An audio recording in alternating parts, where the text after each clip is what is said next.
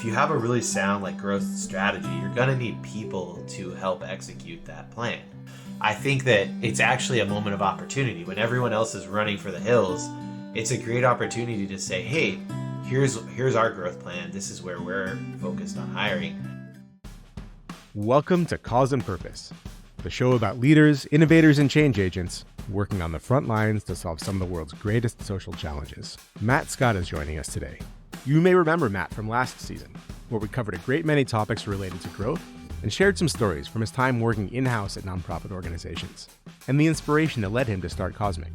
A lot's changed since our last conversation, and Matt is back to share new perspectives on the social sector, insights from his work helping social good organizations scale, and talk about the book he published earlier this year, The High Growth Nonprofit.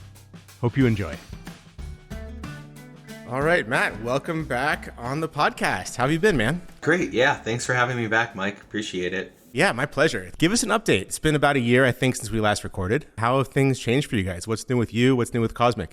I think like so many organizations coming out of the pandemic, we had quite a few pivots during the pandemic. Thinking back on that was kind of wild. Like overnight, our pipeline reduced by 65%. It was rather terrifying to navigate. We had a great year. We grew top line by 85% and expanded our staff, quite a bit.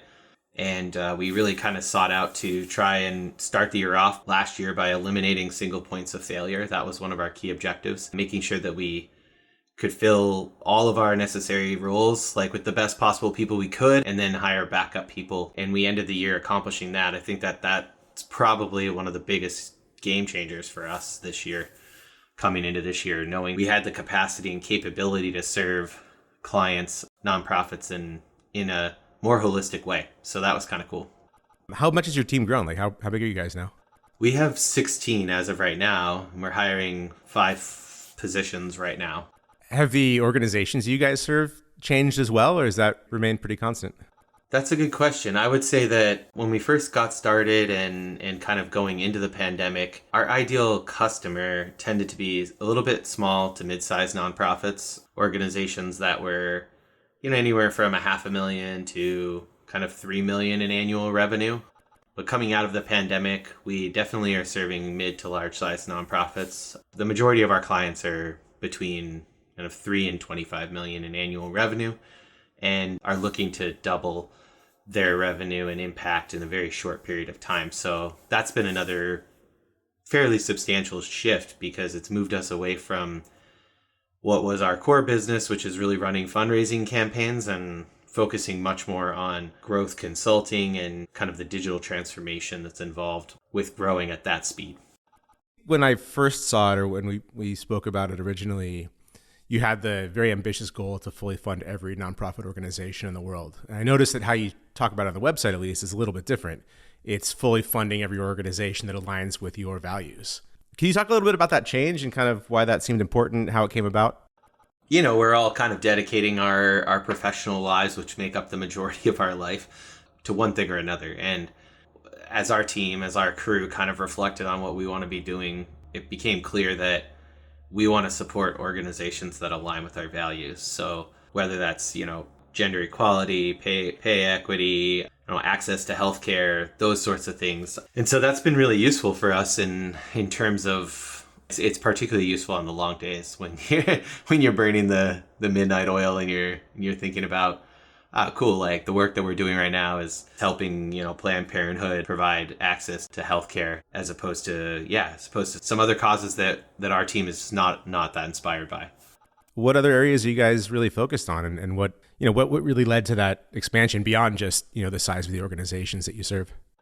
We, of course, always did Salesforce implementations, and the way that we did those were different. Coming from the nonprofit space, we always felt like Salesforce consultants oftentimes sold you this Ferrari when what you needed was like a Kia and a pit crew to get around the track. And so we always approached that differently. But over time, we realized, wow, like what we're really, really good at is helping nonprofits that are mid-sized very quickly grow their revenue. And in order to do that, we've identified that it's less about like your marketing or your fundraising tactics and more about your people and your process and your technology. So while we still have 4 core pillars, strategy, where we help people define and implement an actionable strategy very quickly. Marketing, where we do everything from lead acquisition to everything from cultivation, etc., to fundraising campaigns where we're actively soliciting for contributions, and then technology where we do these implementations. It all sort of falls under this umbrella of a rapid growth program, where in year one of the rapid growth program, we're really evaluating the current state, helping you define a growth strategy, make the technology and infrastructure changes required. And then year two, it's all about looking at your people and your process and how you run as an internal kind of agency. And then what ends up inevitably happening, we've seen pretty much across the board, is that there's tremendous traction between months 18 and basically 36, where you just have this explosive growth because you've got the technology in place, you've got the systems in place, you've got the process and the people in place. Then it's just a matter of like scaling messaging, right? You've kind of built like that fire and you're just stoking the fire, putting oxygen on it, if that makes sense. How much, if at all, do you guys get into like impact consulting or revamping the program side?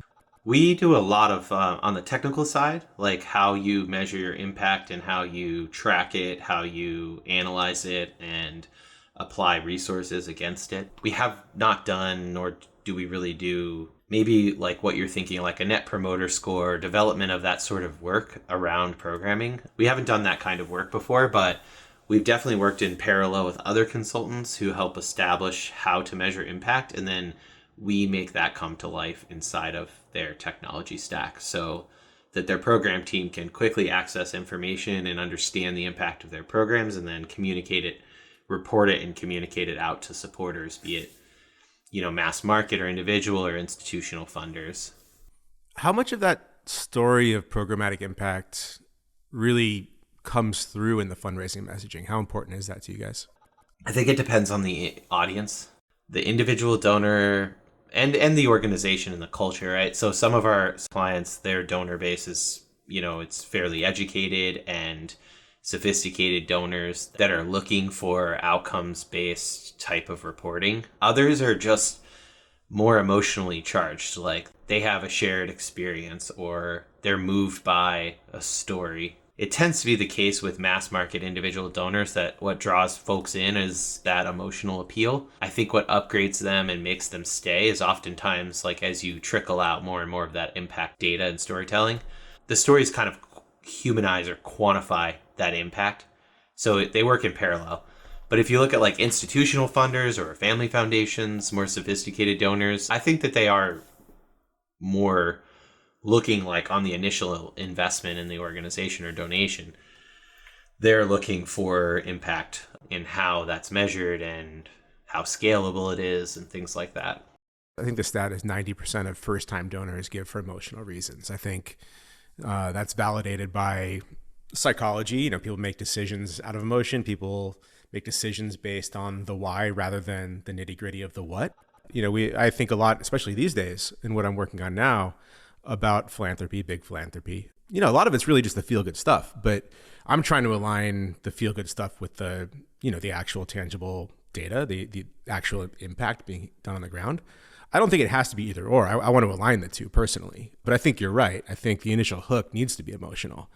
And then part of the retention, part of how you keep folks around, justify in their minds larger donations, a lot of that really is rooted in the data and the nitty-gritty of what's actually being done on the ground.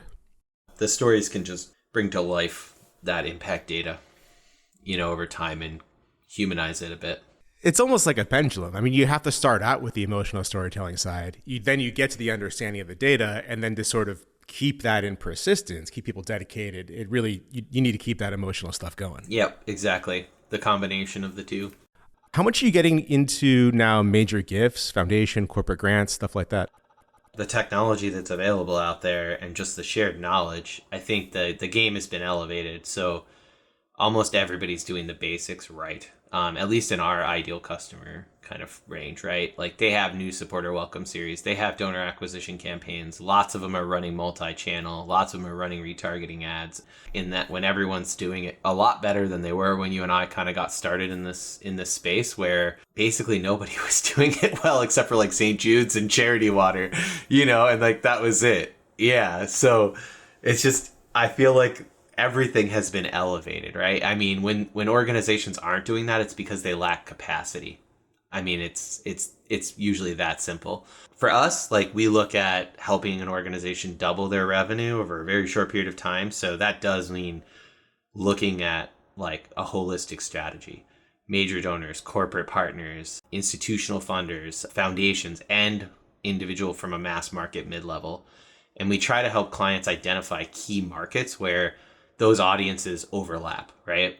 And where they might not necessarily be big primary markets. They could also be secondary markets where multi-channel is a lot cheaper and where competition isn't necessarily focused. I use the word competition. Obviously, nonprofit's a very welcoming space compared to for-profit, but the reality is we're all kind of competing for limited donor dollars and attention. We look to try and find those secondary or tertiary markets that really make sense where those different audiences overlay. But I would say that there's a lot of opportunity in corporate partnerships and major donors and family foundations, etc., in addition to mass market. So yeah, we definitely focus a lot on how to really run what does the total lifetime value of the supporter look like? How do you nurture and cultivate them over time and kind of connect with their unique reason for supporting the organization? And I would say our focus has shifted to expand to multiple audiences for sure. When you have a client that's a little bit lesser known, how do you get them the mind share in terms of those larger gifts, the bigger movements, to drive funding to a program or an organization that might just fit that category, lesser known, more startup-y, high potential but unproven? I think it's really hard for a small organization to gain traction, right? We all know that, like a solo entrepreneur, solo ED, essentially, right, is running this small nonprofit. They got to tap into their friends and family. They got to build a board, hopefully that then, connect into their friends and family. And unless you have to drive website traffic, you have to have brand awareness, right? So when I'm thinking back to like Team Rubicon, when I was there and we were nothing, we were small, it was 275,000 in revenue. We had these major natural disasters and we had the veteran hook. And so we got tons of earned media and free PR that was critical to driving brand awareness and driving website traffic. We could have done so much more to capture those. I wish I knew what I know now then. That would have been amazing. But, it didn't so.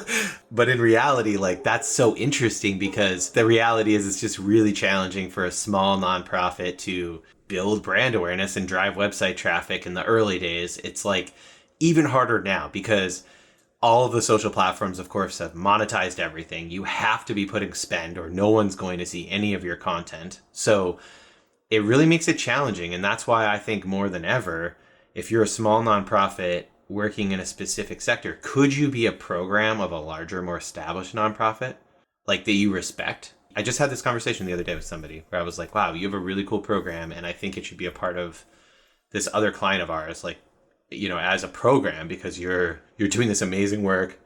It's so in line with what they do, but it's different. And they have all the infrastructure to raise money and they have brand awareness.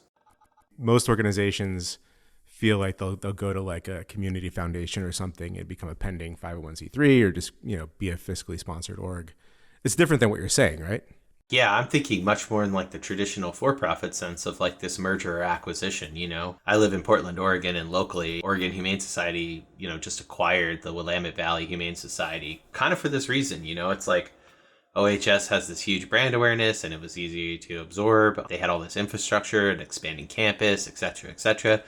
But they weren't able to reach the potential cats and animals, dogs and whatnot in that region, right? So what a cool way to expand their programming, but also for that organization to be able to take advantage of this massive infrastructure.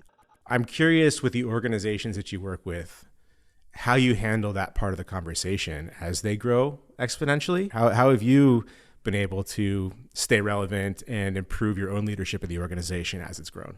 For me, when I transitioned from Team Rubicon to CauseMic, I really remember at the time my good friend Jake Wood, who's CEO and co-founder of Team Rubicon at the time, we talked about like when I would move on. And I always felt like, I'm a builder and a doer, not a maintainer.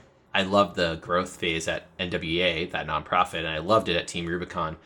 And once we kind of became larger, more established, and more bureaucratic, because that's naturally what happens in the evolutions and revolutions of organizational growth, I was like, oh, I should probably leave. And so when talking to clients about that, I think we do two things that really help. One, there's an article that was written in the 70s by a famous researcher, Larry Greiner, in the HBR, Harvard Business Review, about the evolutions and revolutions and what you can expect from that growth, and how whatever solution you have to one phase will inevitably lead to crisis in the next phase.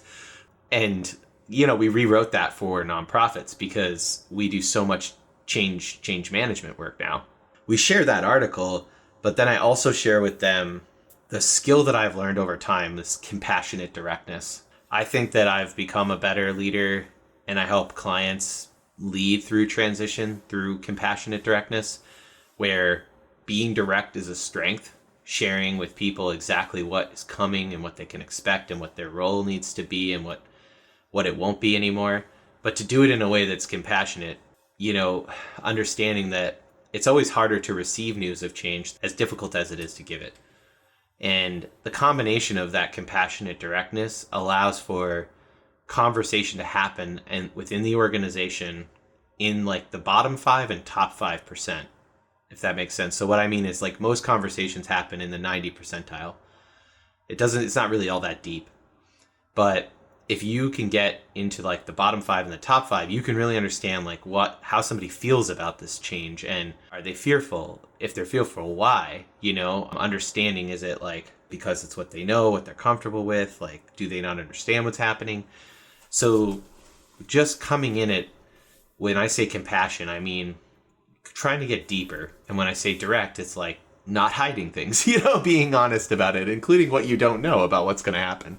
Maybe it should be something that's somewhat routine, maybe at the annual performance review, or when you reassess the values or the operational strategy of the organization, is to give people that choice. Say, here's what we feel the organization needs in this next period of time. Is that something that you're excited about? Is that a good fit for you personally? Is that what you want to take on or grow into or whatever? And if not, like, that's great. That's okay, but it's not so much of a good fit anymore. Something I've learned over time is how important, as you go through the phases of growth, or, I guess even if you're stagnant, it's ultimately everybody who works for your organization deserves to understand, like, this is the capabilities that are required for this job, this role that you're in. These are the capabilities that are required for the next growth within the organization. And then the important thing to remember is those two needs have to come together. And the two needs are that you're ready for that growth. Like, you've done the work personally and the organization has supported you to get to that next capability, and that the organization needs that skill at that time. And when those two things come together, then you have this awesome opportunity for, promotion from within. And I think it's pretty easily forgotten, whether it's because people are at capacity and they're stressed out and they don't have time to like manage that proactively. But the cost of losing talent because you're not doing what you're sharing there, right? Like, you're not direct and you're not thoughtful and you're not continuously sharing with the person what the needs are now and where you see them in the future and how they can help get you there. That's a lot of deliberate management, and that takes a lot of practice and skill, and attention. You shared recently on LinkedIn, I noticed that CauseMic had awarded just over $2 million in rev share to employees. I'm curious about what feedback you got, if any, from organizations that you work with, and also in the work that you're doing, the change management consulting work, if and how you encourage organizations to reward their people internally within what's seen as acceptable in the social sector.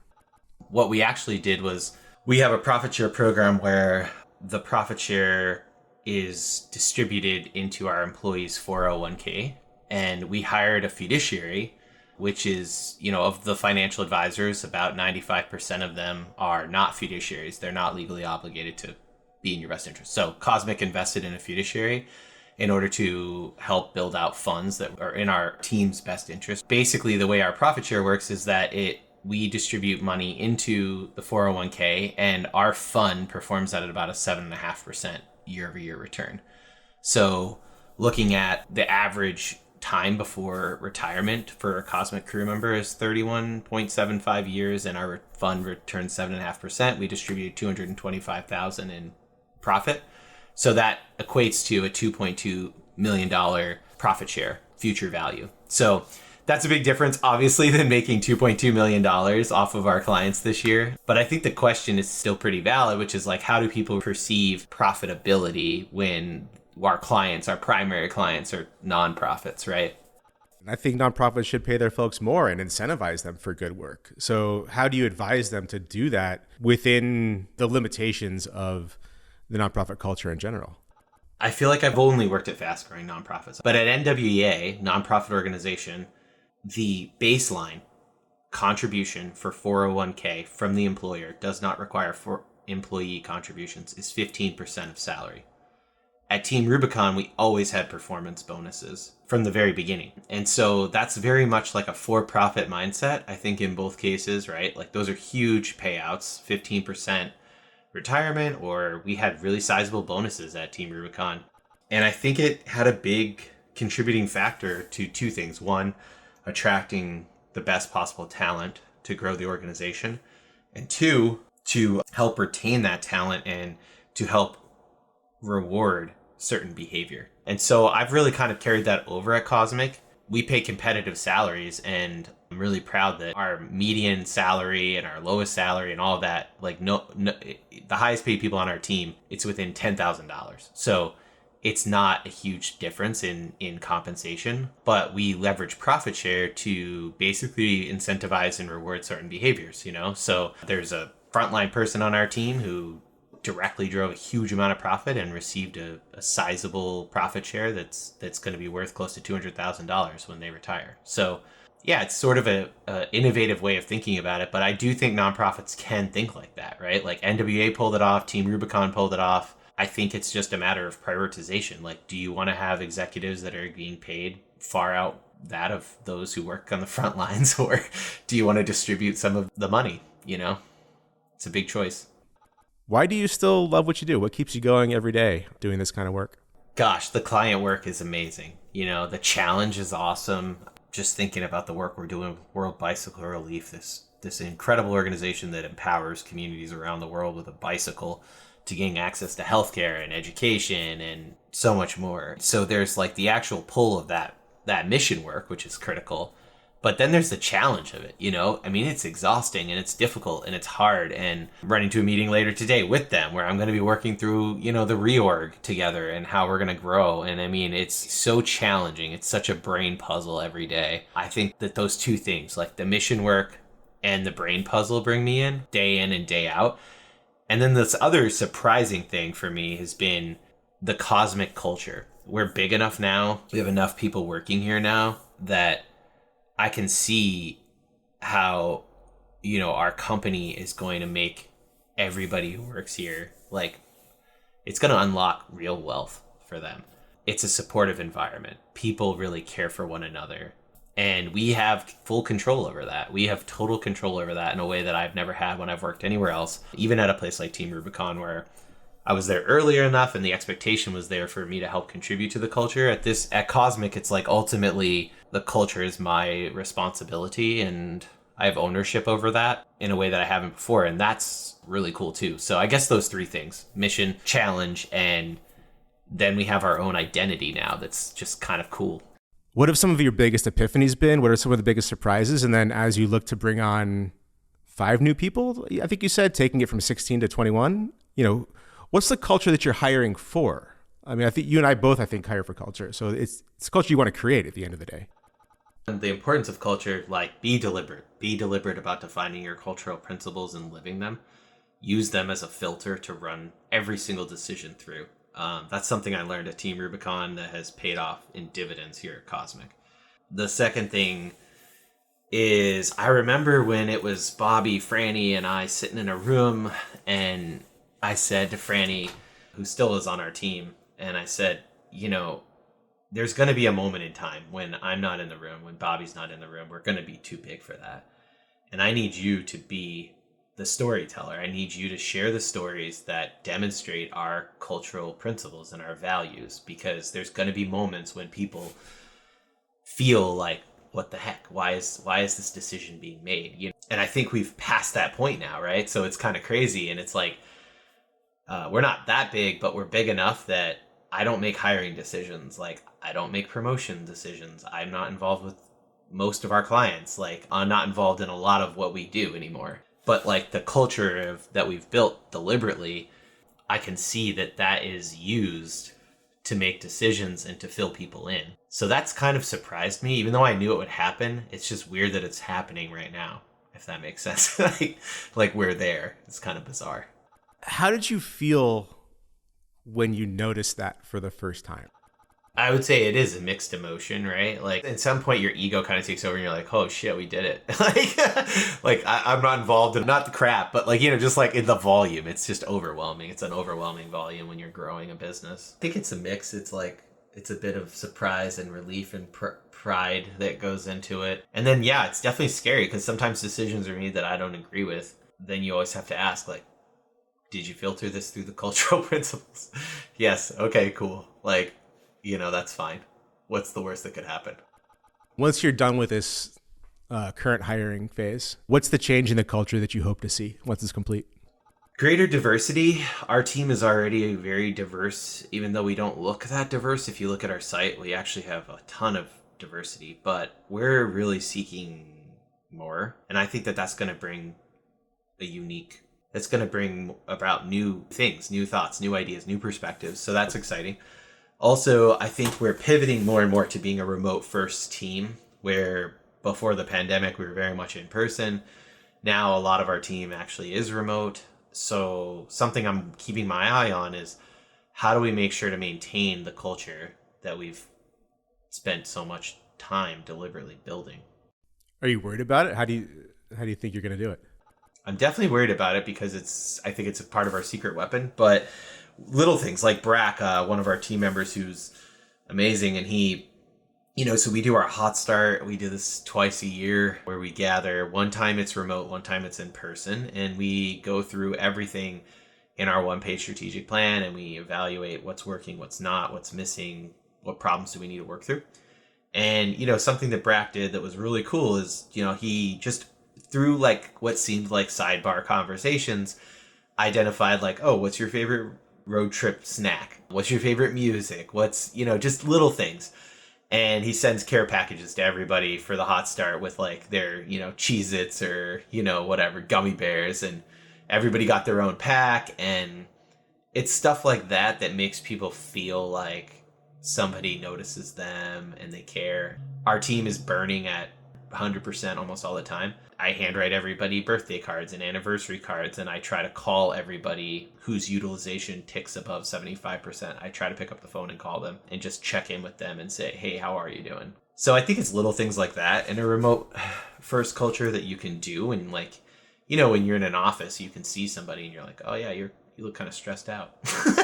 Like, how you doing? Here's a coffee. You can't really do that remotely. So I think that culture really comes through. I mean, it's not in just or working with him on this project. Like, it's clear that he's excited, enthusiastic, like wants to be thorough and take ownership over the situation. Congratulations on instilling that throughout the culture. Thank you. Yeah, it's been fun to see, and it's evolved, right, as we've brought people on, like Brack and others. It's still our culture, but it's just so much better, if that makes sense. Congratulations on the book. High Growth Nonprofit. What is it? Why'd you write it? What can people take away from reading it?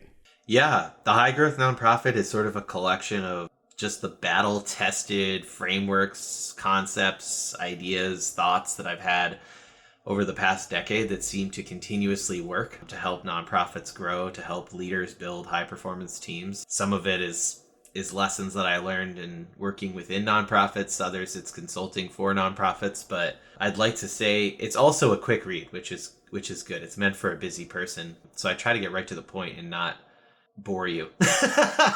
But yeah. I want to get into the weeds on the book. I've got some specific questions to ask you about it. One of the first things that stood out to me from the book was your idea of get to yes. What does that phrase mean to you, and how does it factor into your work at CauseMic? It's interesting because it comes up a lot, but this year it felt like it came up more than any other time, right? Sometimes get to yes comes out of a place of we need to get to yes because our utilization is low and billables low and we need revenue. Sometimes get to yes is because we're totally strapped and, it's easy to say no to projects. So it's sort of about trying to find a way, defaulting to yes instead of no, and then getting creative about how you're going to pull it off, right? Like something's going to have to give, but if you default to, okay, if we said yes to this, how would it work? How would we pull this off? Could we deliver value? What would change? What would have to change, right? So I think it's just a really good filter to run all of your ideas through is what happens if we just say yes to this? Where do we go? It has to be a get to yes. It's not should we do this? It's like we're doing this. Now how do we make that happen? Getting to yes still requires focus. It still requires identifying where you want to say yes, right? And what's just completely out of target. For us, that's become more and more narrow over time. At first, when you're starting out a business, you're sort of grabbing at anything, You're like, I could do this and this and this, and how about this? But over time, you start to kind of like hone in and figure out what your identity is and what you're really good at. And then from there, it is important to get to yes. Once you figured out like that you're heading to the moon, and it's like, okay, let's get to yes. But you just have to figure out if you're doing that and not scuba diving, like to Atlantis or something. And so it's like having that, does that make sense? Like once your destination and you know what your identity is, I think it's critical to get to yes. How do you take that mentality of getting to yes, take the mentality of transformational growth, exponential growth, and so much of what you do, I think, is change management. How do you instill that sense of urgency, that sense of, we can do this? It's just a question of, how we want to commit to it and what the most efficient way is. How do you instill that sense of urgency and abundance and resourcefulness into the culture and the people that work at the organizations that you support? We're a growth consultancy, so we try to vet early on if a client really wants to grow. We do that during our sales process. Because if they don't really want to grow, then we're probably not the right fit. There's lots of other agencies out there that help fill a capacity or capability gap for incremental growth. And that's really not what we're about. So once we've aligned there, then what we do is something that I love to do at CauseMic. We do it with clients all the time. And I think it's the number one thing to kickstart growth, which is ask your team, literally just answer this one question. How do we double revenue with half the resources over the next 3 years? And what I found is that for incremental growth, you really don't have to do anything differently. You just have to optimize. You can optimize your way to 5, 10, 15% growth. You really can. You could just do what you're doing right now, just a little bit better. But if you want to grow exponentially or even programmatically, right? Like, yeah, okay, we gotta drill more wells. Okay, cool. And I don't mean to like dismiss that, but if you want to grow exponentially, if you answer that question, what it forces is like a resource constrained environment forces creativity, innovation, ruthless prioritization. It fundamentally forces you to change your business. So when I was at Team Rubicon, we would develop these strategic plans like every 6 months, and we would look back and literally laugh at like where we thought we were going to be. Sometimes we defined something crazy, and then other times we would look back and be like, oh man, we thought we were going to be there, but actually we're much further down, or it was sort of a good place to deviate from. But at the end of the day, we were always striving to be bigger and better. We were trying to be the best disaster relief organization in the world. And that sort of required us to double our resources, right? So everything that we were doing was on the table to be cut, to be changed, to be modified, to be done differently. And so I think that that's like the first step to exponential growth in flipping your mindset, is just have your team answer that question. What would we do if we had to double our revenue with half the resources in a short period of time? You talk quite a bit about a tool that you use, the OPSP, the one-page strategic plan. Can you talk a little bit about that and kind of how that evolved and why it's important to your work?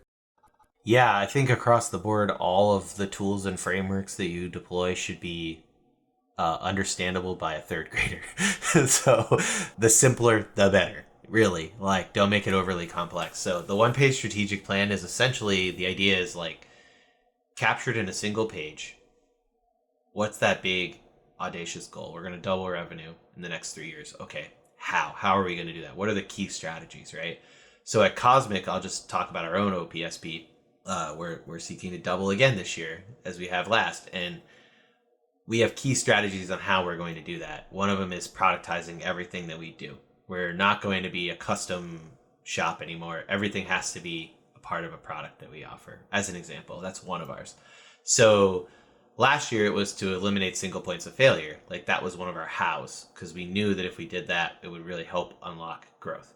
So just as an example of how to go about something. And then, who are you targeting? Where are these folks located? We talked earlier about the different types of audiences. So corporate partners, major donors, mass market, etc.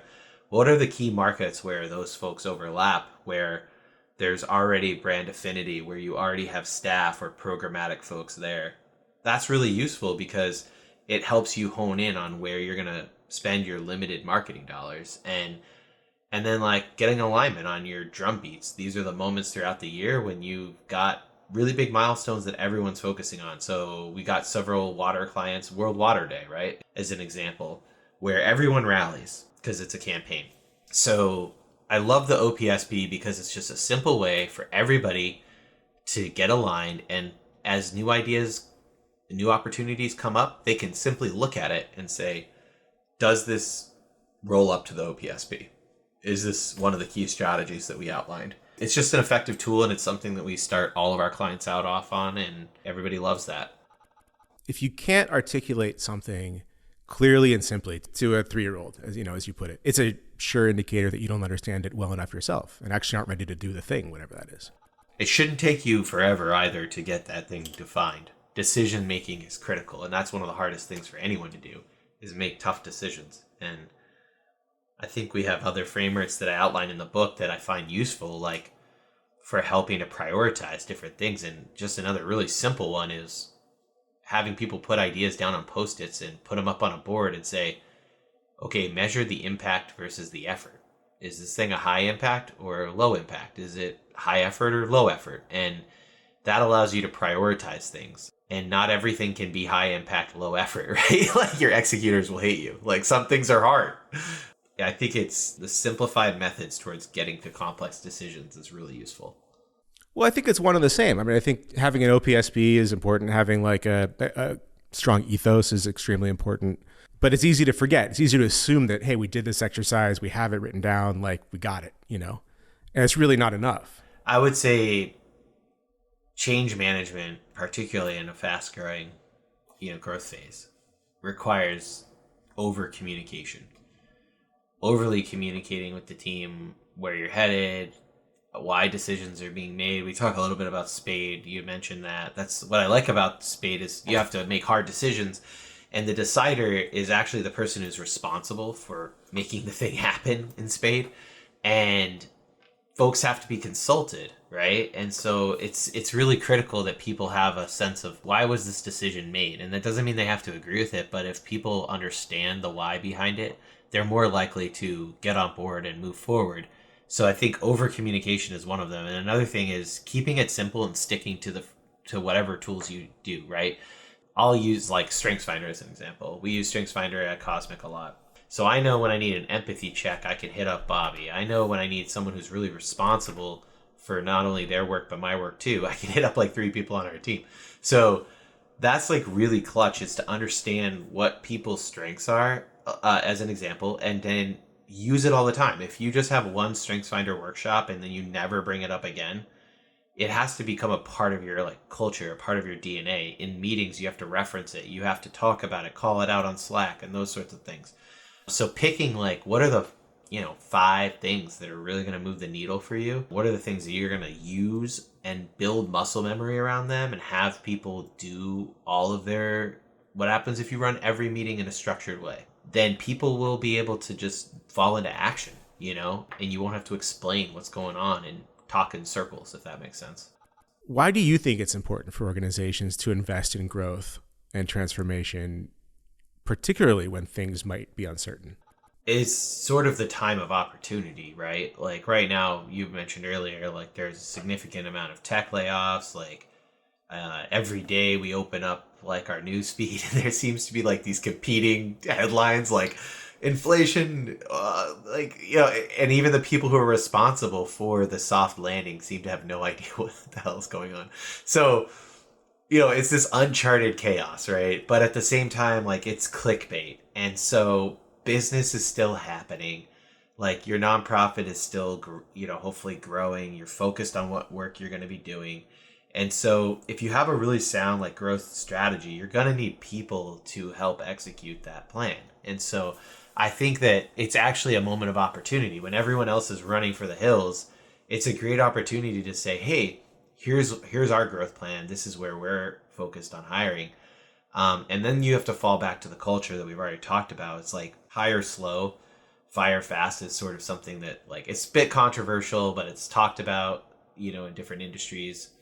I think it's great because you want to be hiring for growth, but then you want to take your time. Don't take the first person that comes along. Be really direct and honest in the interview process. Tell them exactly what type of organization they're coming into. Ask them questions to understand if that's their jam or not.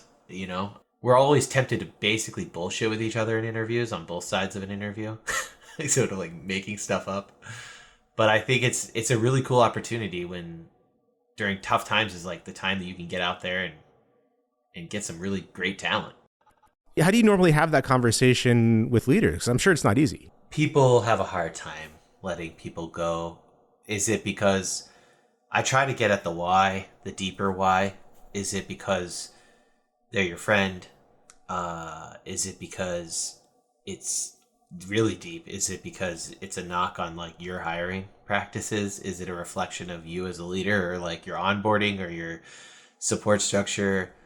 There's a lot of those things that could be at play, right? Is it legal? Like, are you afraid? You can't let this person go for some legal reason. But I think you're absolutely right. Like, I've seen time and time again that low performers and people that are misaligned, so it's not just low performers, but just people who aren't the right culture fit for where you're at right now. It's so obvious and it's apparent to everybody else. And when you put up with that, whether it's poor performance or you make really big accommodations for folks who are not culture fit for that phase of growth, it really drains on everybody else, and everybody else knows it. Like, this person is not pulling their weight, or is the person is not like the right fit for us right now.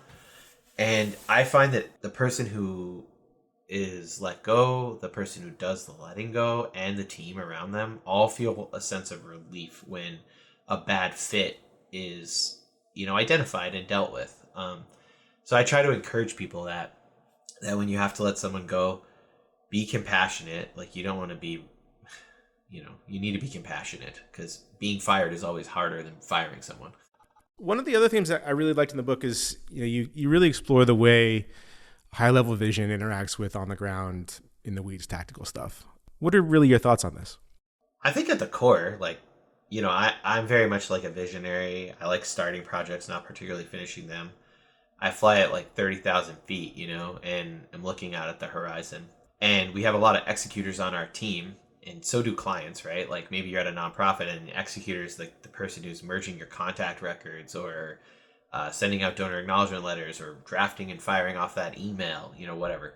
And I think the magic really happens at 10,000 feet. That's where a vision comes together with the executors. And I think it happens with two key pieces. One, you actually have an operator, like an implementing partner.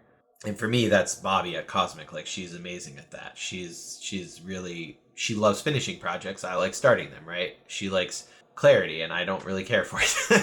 So, but having that person is really key. But then also having frameworks. So what are some of the ways you can fall back on systems and process to scale? So the BAU's business as usual is probably one of my favorite, and it's just so useful for any organization, right? It's like this idea that you gather everyone around a whiteboard and you just write down all the tasks that need to be done, right? Thankless tasks like merging contact records, like I already mentioned, or sending off those emails. And You identify who's like the primary person responsible, who's the secondary person responsible. And if you only have one person listed, then you have a single point of failure, and that's needs to be corrected, whether you need to hire, cross train, sub out, whatever. But by having a sense of like what everyone's doing, it's really useful because you have a good idea of like, okay, who has the capacity to take on special projects, right? And then you do that prioritization that we talked about, high impact, low cost projects. Now you have like, okay, cool. I've got my BAUs and I'm chugging along. Now I can jump into a special project because my BAUs are healthy.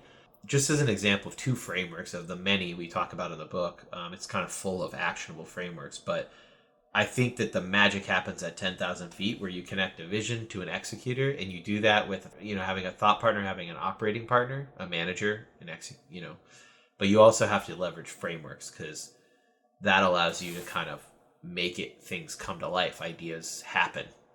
Technology and data versus intuition and the gut. But how do you think about sort of that dynamic and how to be productive with both of those influences?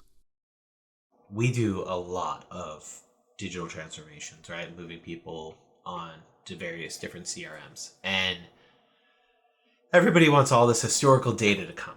And I mean, let's be real. What is actionable, right? What are the KPIs, like the 5 KPIs that matter? And like, what are you really going to use this for? Are you suddenly going to have like this massive amount of capacity to hone through every email that anyone has ever opened or clicked on or whatever? Like, let's be honest, no, you're absolutely not. So I think first and foremost, don't waste your money on a massive data migration that involves all this historical data that literally no one's going to be able to use. And will be outdated in like 2 weeks when nobody looks at it. So that's one thing. Then it's like, okay, well, what are the KPIs? Like, they're key performance indicators for a reason. There shouldn't be a bajillion of them, What are the few things that if, like let's take online giving. We both know this, like it's kind of repeated in the industry, but it's website traffic, conversion rate, and average gift amount. If you can increase any one of those, you're going to have growth in revenue. If you can increase 2 or 3 at the same time, that's when you're going to have exponential growth. But you don't have to measure like, a KPI is not does A/B test 1 or 2, outperform. But people get so caught up on like, because I think their expectation of themselves, we should have this, we should know this. It's everybody else has figured this out. Everybody else is doing data driven, and I'm telling you, nobody else is doing that shit. Literally nobody. We work with some of the biggest nonprofits in the world, and nobody is doing that. I'm curious, what are some of the things that you learned about yourself, about your take on the space, about the strategies that you were talking about as a result of the writing process for this book? Not every idea is worth sharing, I think is probably one of the things I learned, right?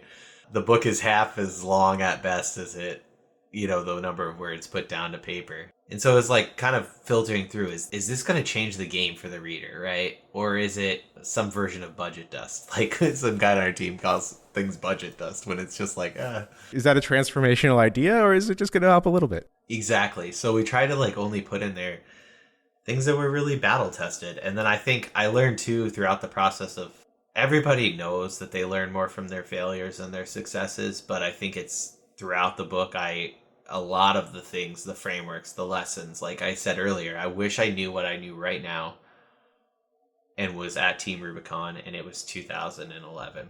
Oh my gosh, I would be so stoked, right? Like, and so it's the failure part, I think, that's been really useful for me too. And I think I've also identified like my weak spots in writing this book, where I need help within my organization and where I need help to help our clients. So that sort of discovery has been kind of interesting. What are one or two of the favorite stories that you have, went into the book or otherwise in terms of working with clients over the past few years? We were leading a rapid growth workshop, which is basically 4 half days where you build a strategic plan in a few days. And we were leading this workshop for a global organization, people from all these different countries. And I wasn't prepared for how difficult it would be to put all of those in 4 subsequent days. Normally we break it out over 3 weeks and you do 4 half days. The tax that was on ourselves and the team was just so high in the room. And I think that had it not been for like the late night beers, it's just it was the moments when we were all like singing and dancing together, and what we've kind of dubbed now is tea time. There was a lot of tea time scheduled in the agenda, and I'm such a doer that I was like, what the hell are we doing with all this tea time? Literally, like, time to drink tea. But in reality, I give the guy credit who I was kind of like joking around, like, this seems like a waste of time. And in reality, it wasn't a waste of time at all. It was pretty critical. And learning, like, that for me is a story that stands out because it's a story of humility. It's a story of, like, oh, you're going into this thinking that it's going to work one way, and you have to be willing to pivot and learn in the moment.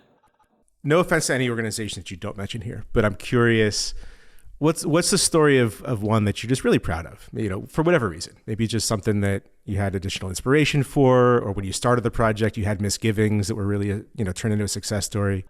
Basically, when the pandemic first hit, Greater Good Charities, we were scheduled to do a huge digital transformation for them, and it got put on hold.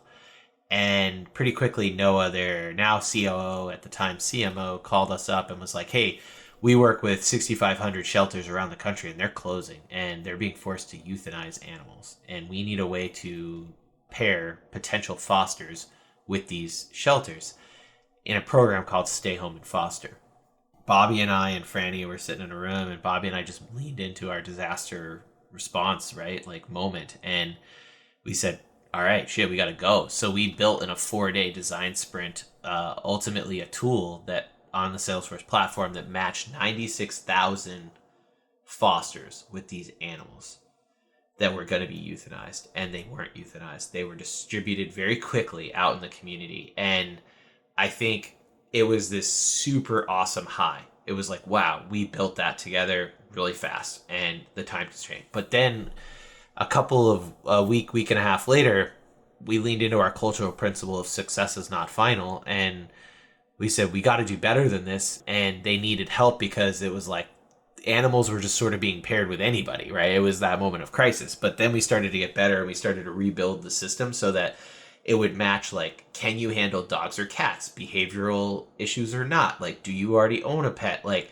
so we started to get more and better and close in, like, the radius that we could serve. And just as an example, and now that's called Good Home, and it's a major program for Greater Good Charities, and it's fundamentally shifted the way that fostering works. And I think that is a moment that I'm just so proud of from our team because it required us to work around the clock. It was like our NASA moment. Like, we had to bring these animals home, right? And then the other thing I'll just share is, like, I am blown away, and we have a dedicated channel now because it's just so often that I go to conferences and I speak or do something, or just like my inbox is filled with clients pouring out their admiration and for our support and our partnership. And by the way, these are clients I do not work on, have never worked on. And I'm like, wow, like, that for me also is cool because our team is just so much more talented than I am, and they're doing some incredible work. And when I see these emails from somebody like Access Fund, we just relaunched their site, and they're like, in 9 months, you've completely changed the game for rock climbers around the world. I'm like, damn, dude, like, that's really cool. So I feel like my cup gets filled with that, if that makes sense as well. What have you learned in the past year? And not just in terms of the strategy work that you do, but in terms of the general social sector. How do you see the space differently today? What have you learned about the space that's maybe different or evolved from the last time we spoke? I think AI is going to fundamentally shift the way nonprofits do their work, and for-profits. And I don't know how exactly yet, but I think we're probably 6 months away at most from people having jobs descriptions and hiring people that are specifically, AI focused. I think that's truly probably the biggest disruptor in the last year to the nonprofit sector in a really positive way. What's the biggest thing in the social sector that everybody believes that just isn't true? That people working at nonprofits should make as little money as possible. That's just such bullshit. What's one thing that you personally hope to see for yourself, for CauseMic, for the social sector at large in the next phase? I'm looking to bring on someone to run the agency, run the consultancy, so I can focus on other work within the organization. That's, like, for me personally. For CauseMic, I'm so excited for the growth potential for our crew the capability of where they're currently at and where we need them to be. We're striving to grow really fast again next year and the year after. So I'm excited for that and the impact that we can have on business. We're going to be launching in Q3. We're going hard into social impact businesses and expanding there. And I'm excited about that because I think that the way that we're running business is different. We're growing faster. We're more profitable than our peers. And yet we care about our people in a way that most companies think they can't afford to, or they choose not to. So I'm excited to see what kind of impact the way that we run business can have on social for-profit businesses. And then for the sector, man, I mean, I already talked about it. It's so controversial, but I think the sector needs some consolidation. I think you have a lot of passionate, like smaller organizations that are doing really good work on a micro level that should team up with other organizations doing great work on a micro level and make something that is a little bit more sustainable for them and everyone else. Combining forces can really create a ton of synergy there. Exactly. Yeah. So great to see you. Thanks for your time and for all the insights, sharing your stories. Great to catch up as always. High growth nonprofits, you can get it for free, I think, at CauseMic.com. We'll talk to you soon, brother. Thanks, Mike. That's our show for this week. Big thank you to Matt for joining us. If you like the show, please follow, subscribe, or leave a review wherever you listen to podcasts, and share the link with any friends or colleagues you think might find it interesting.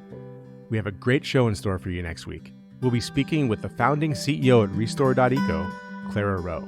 We met Clara through the Tech Nonprofit Accelerator program at Fast Forward, which has referred several Cause and Purpose guests, including their co-founder, Shannon Farley, who was one of the first people we had on last season.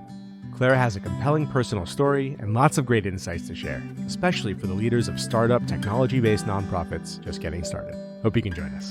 Until then, Cause and Purpose is a production of altruist.org. On behalf of myself, Matt, and our entire team, thanks so much for listening, and we look forward to speaking with you again soon.